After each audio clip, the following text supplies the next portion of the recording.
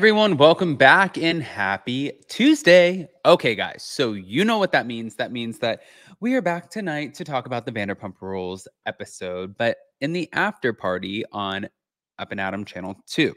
Now, my full recap will obviously be tomorrow right after, but after the after party tonight, Jason and Josh will be doing Anchor Watch over on the main channel. That happens at 11 p.m. So 9:30 p.m. Eastern and 11 p.m. Eastern. And we have a lot to discuss. Now, before we jump in, you guys know how this works. If you haven't already, go ahead, smash that like button. If you're not subscribed, get subscribed. Don't forget to hit that notification bell. And let's jump right in.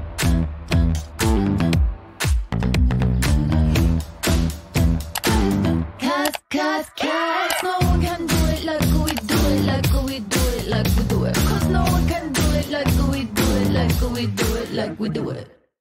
Okay, guys, before we get into this, you always know everyone's always asking me about skincare. And as you guys know, I always use Kiehl's or number 7, but my tool, my go-to is Blue Mean. So we partnered with them. I have told you guys, but for anybody who's new coming in, or if you just now have an interest in it, this is my favorite little tool. So many people have told me, because normally it's $150, but if you click on the link in my description or in my comment section, you see where you get $70 off. And I've had a lot of people who have said to me, oh, well, I can find this on Amazon for 20 bucks. Don't do that to your skin, you guys. Yes, you can have knockoffs all day, but if you burn your skin, it's a big deal. All you have to do is literally with the click of a button, and then gently massage it up and down your face. And it uses these little microcurrents to lift, illuminate, rejuvenate, and take out all of the inflammation from your skin. And it's my go-to because I travel a lot. But with that, we're back to talk about this. Oh, God. It just seems like, doesn't it always seem like it never ends? I feel like that's exactly what it seems like. Hold on. Thank you to Reality Blurb. Dorit Kemsley was hurt by the comment that Garcelle made about her jewelry post-home invasion. Months after Garcelle was seen implying on the Real Housewives of Beverly Hills confessional that Dorit's jewelry was not actually stolen, Dorit teased their potential reunion confrontation as her husband, PK, shaded Garcelle for fueling rumors of a staged robbery, and confirmed that one of the men who robbed Dorit at Marshall's has been caught. Okay. I've been doing this show long enough. I know there's going to be those weirdos out there that are going to say things like, but I don't pay attention to that. And I can't. That's what she said on the latest episode of Bravo's Hot Mic podcast. Whatever I'm dealing with emotionally and protecting the family and so on, my energy has to be put on towards getting better and living in the real world and not paying attention to these stupid things. Now, although Dorit does her best to ignore speculation and criticism, Garcelle's comments caught her off guard, and she admitted that. As she explained, what did hurt me, I heard Garcelle, who is a friend of mine, in her confessional make a passing comment about the only jewelry I've ever noticed was the jewelry Dorit was wearing after she was robbed, insinuating that there wasn't any way. You know, it's fueling the rumor, is what PK interjected with. It certainly is, because again, I really have not seen a large number or really any comments about it not being real. I've had a very, very different experience. I've had thousands of people reach out to me and those kinds of things. It's almost shocking. Like, wait a minute. So according to Dorit, fans will learn more about Garcelle's thoughts regarding Dorit's robbery at the reunion, which I'm excited to see. Now, I'll understand exactly what she meant by that and what she doesn't believe. Can I just really quick interject too, since PK was so good at interjecting?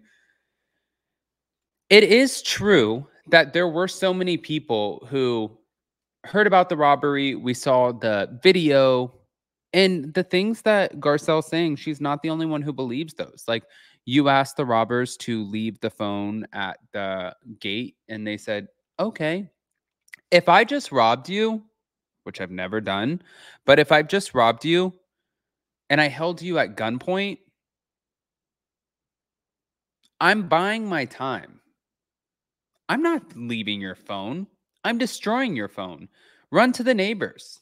Knock on the door. Bang on the door. Try to get through the gate. That buys me an extra 10 to 20 minutes. I'm not just going to leave the phone at the gate and be like, oh, yes, there it is. So call 911 as soon as we're out of here. So I see what Garcelle was saying. And I think that that is something that a lot of people thought. Now, did she insinuate that not all of her jewelry was gone and that there was something fishy, yes, she did insinuate that or allude to, but she's not the only one who said that. Back to it. While PK didn't appreciate Garcelle for fueling the false rumor about what Dorit endured, he acknowledged that she likely wouldn't have said what she did if it weren't for the fact that the two of them are on a reality show. It's the nature of the show. Ladies get an opportunity to say things perhaps they would not say to someone's face in a confessional. He also said that when it comes to the comments about Dorit's ring, the robbers missed it because Dorit takes it off every night and places it beside her bed.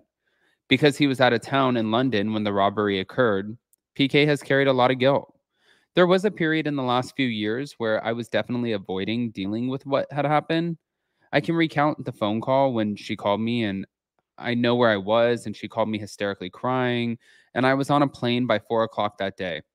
I spoke to Kyle Richards and Kyle called me at the airport screaming and crying, saying, tell me this isn't true. Tell me this isn't true, which made it a million times worse for me. And then I had to be on a plane for 10 hours and I was dying that I wasn't there. But the simple truth is, and this is just a fact, it would have been 10 times worse if I were there. It wouldn't have ended well. She was amazing. And the reality is, if you track back to that period, I read about, as if this would happen, it all fucking happened, is what PK said. So when they talk about, well, why would the burglar or the home invader leave the phone on the floor? This is why he did, because Dorit pleaded, showed them where everything was and said, she can't phone anyone. She doesn't have a phone. And obviously something triggered with that robber or whatever you want to call him, that he did actually leave the phone on the floor. That's what he did. And that's how she managed to call me. And that's what happened. Moving on to Dorit being robbed of $10,000, PK shockingly revealed that one of the men who robbed his wife was actually recently caught. Ironically, even though they've not caught those home invaders, we've been robbed 3 times. The first time, he's been caught. He was sent to jail for 25 years. Done. The second time, they haven't found the home invasion, burglars. But when Dorit had her money stolen at Marshall's, when they took the handbag, they caught him as well. They caught him, and now the probation officer rang me and said, do you want restitution? I didn't know that. By the way, this is what he shared. And she said, I didn't know that, but there was 3. How come no one said anything to me? Well, you know what? I don't particularly want to talk about traumatic things, is what PK said. Now, still, Dorit confirmed that she would have loved to have known. And she said, I just love that I'm learning about this now. Okay. So what I'm gathering from this is that there is a lack of communication, a clear lack of communication. And then also, I mean, how are you getting robbed so many times? And it's not her fault that she's getting robbed all of these times. You put out your lifestyle, you put out that you have this opulent lifestyle, you make yourself a target. It's all over national television. You're wearing these really, really expensive things. You have these expensive bags, these expensive clothes, and all of this is happening. And people might be sitting back and like, they're not so nice home or apartment or trailer or tent or whatever it is. Or maybe they have a really nice home. I don't know. And they're looking and they're like, I am not in the best financial situation right now. You're an easy target. It's kind of the scariest part about being a housewife and putting your opulent lifestyle out there. That's why if I were like somebody like Heather Dubrow or somebody, I would just have a shit ton of security. I wouldn't put myself through that. But I want to hear what you guys think. Again, don't forget, tonight we are going live for Anchor Watch at 11 and the Vanderpump Rules After Party on Up and Adam Channel 2 at 9:30 p.m. Eastern. So check that out. And also click on the link in the description and also in the comment section for Blue Mean. I love you guys. We'll see you next time. Bye.